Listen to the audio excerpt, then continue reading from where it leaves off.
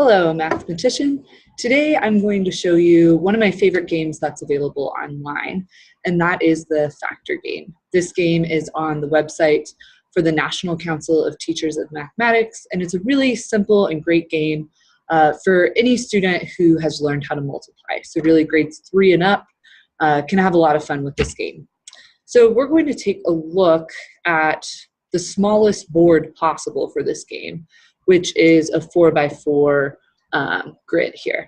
And we're just going to play against the computer. You do have an option to play against a friend if you do the 2-player option. So how this works is it tells us right up top what we need to do. So we're player 1, we're going to choose a number. And we'll kind of see how it works as we go here. So let's just say I choose 9. Now the computer is going to select all the factors of that number that are still on the board.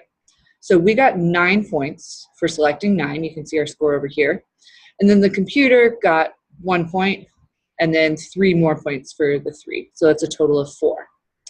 And so that's how the scoring's done. It's simply the numbers that are in your color, that's your score. And then it's the computer's turn. So the computer chooses a number, and then we have to choose all the remaining factors that are on the board. So they chose 4, so that added 4 more points to their score. And the only factor of 4 that's left is 2. So we're going to go ahead and hit 2, and then it says press OK when you're done. So we'll just come down here and say OK. So now, again, we can choose any number that has at least some factors on the board. If I chose 13, there's no remaining factors on the board, and we would lose our turn. So you want to be careful with that and make sure there's at least something left. So a pretty good choice at this point would be 15. So I'll go ahead and choose that. We'll get 15 points. And then the computer only has the 5 that's left. So they get 5 points for that. And then the computer chose 14. So the only factor of 14 that's left is 7. And now the game's going to end here pretty soon. The game ends whenever there's no more factors on the board for the numbers that are left. So here we go. So for us, really our only options would be 12, which has a factor of 6, or we could play 16, which has a factor of 8. So either one of those would work. But I kind of want to just show you what would happen if we chose something that doesn't have a factor. So if I chose 10, pay attention to what it says up in the top left here. So if I choose 10, it says no available factors. You lost your turn. So now we'll give the computer another chance, and they go with 12. So we'll be able to get 6 here.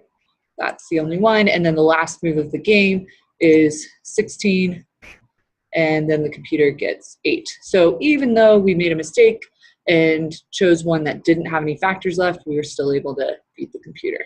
So that's kind of a neat game. It's pretty simple. And then what's nice about it is you can make it more difficult if you'd like. So for a student who is really strong with their multiplication, you can up the number of rows, and you can make it as big as 10 by 10. And so when you look at a grid like this, it becomes a whole different game. And the strategy becomes far more complex. And so this can be a really great game for high school students to play with this bigger board. So there's a great game for you. Do check it out. There'll be the link right down below. And then also check out my website. I have a lot of links to other great games and online resources. And teachers, this is a fun game to put up on your smartboard, and you can use the 2-player feature and have 2 kids come up and play against each other while the class is watching and thinking about the strategy as well. So check that out and leave your comments below and let me know what you think of this game. Thanks so much for checking this out. Have a good one.